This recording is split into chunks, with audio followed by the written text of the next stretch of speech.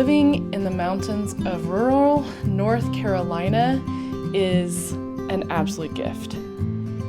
I lived in Boston, Massachusetts for 25 years, and there was always something that pulled me back, whether it was vacation or my family, but I always came back to Haywood County. This is a little world.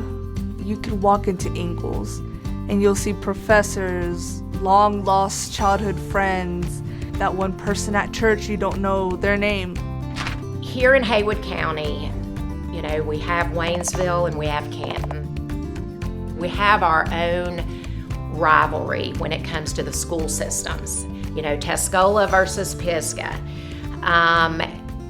But when something like the mill closure, you realize how close this community really is.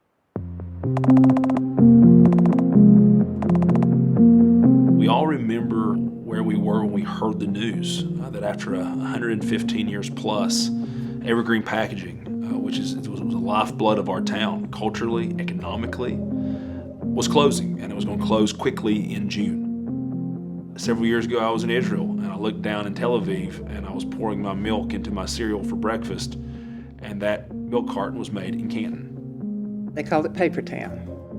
When I first started working here, there were 3,000 people that worked at the mill. And then I think when it closed, there were maybe 1,000. And that's devastating to the whole community, not just the people that work there, but the businesses. It has rippling effects. The whole community has been impacted. I was a mill worker for 14 years. It's hard for me to talk about, it really is, because that was such a part of my life for 14 years, man, it really was. And all the friends that I met, man, whew. Our college was one of the main resources to help people during that time. You know, my first response and reaction was the whole mill is closing. I couldn't fathom that reality. Within a few minutes, I said, the college has to act.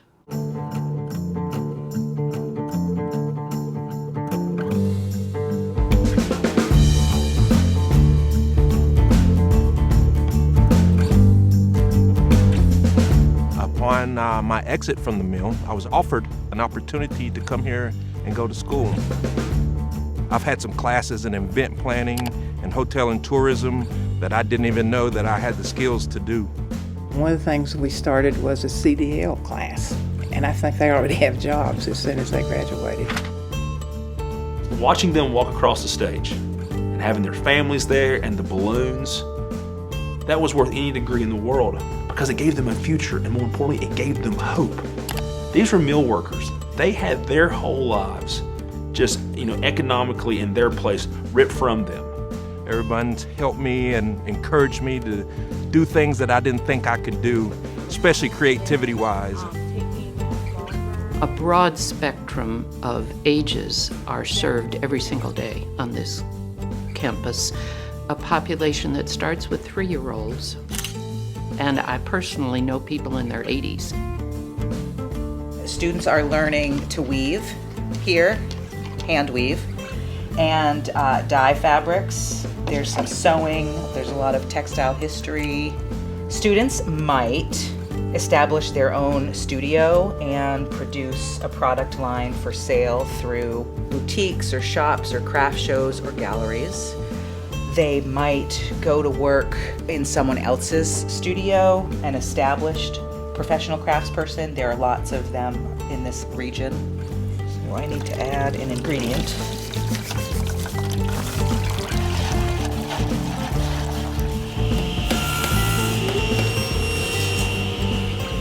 So I'm building panels for a curio cabinet.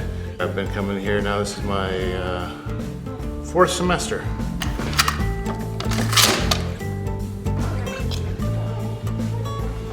This cherry is all part of a tree that fell on my house.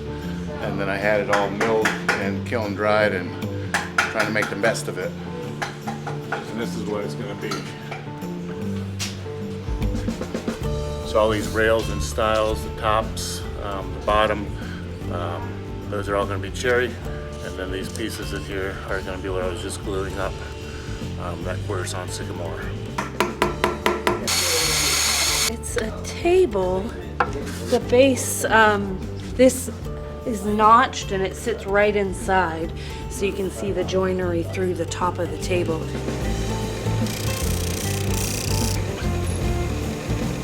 They are angled so they can move with the wood when it's hot and the wood swells. That way it doesn't rip itself off of the frame. Yeah.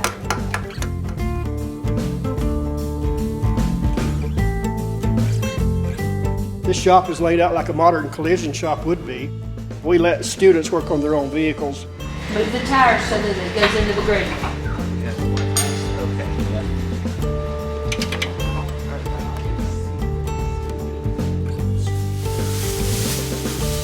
This is a really nice Camaro.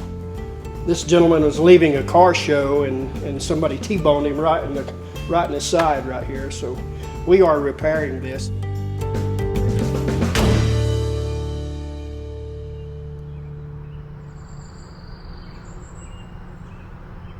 This arboretum of a campus is one of the most concentrated sources of outdoor beauty available without cost or charge to anyone, anywhere in Haywood County. I think one of the biggest problems in our society today is what they call nature deficit disorder.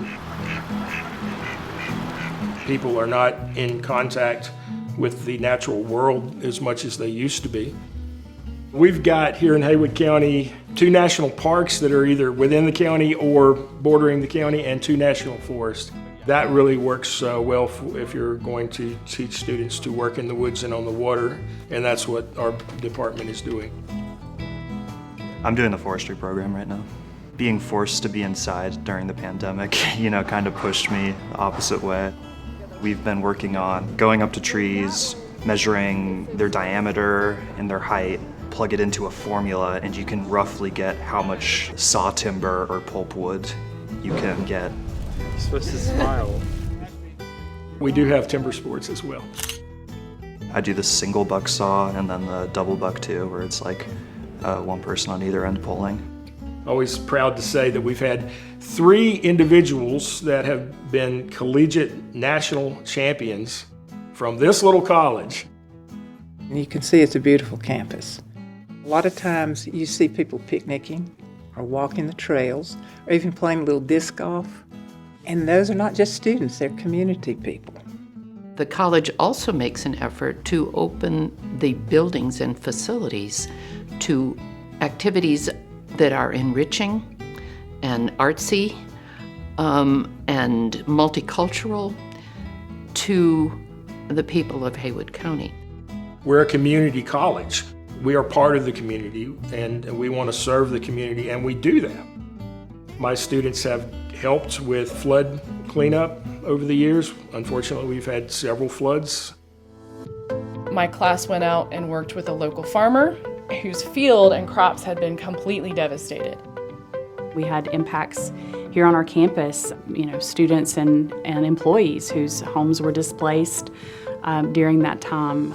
It was very, very challenging. Dr. White was very instrumental in getting through those hard times.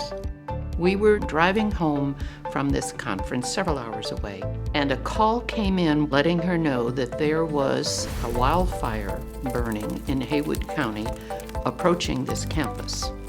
I watched her manage several different lines on her one cell phone coming in and out from various people on campus, managing what it could have been a catastrophe for this campus calmly, competently, unflustered, and I think that's emblematic of the kind of person and leader that she has shown herself to be.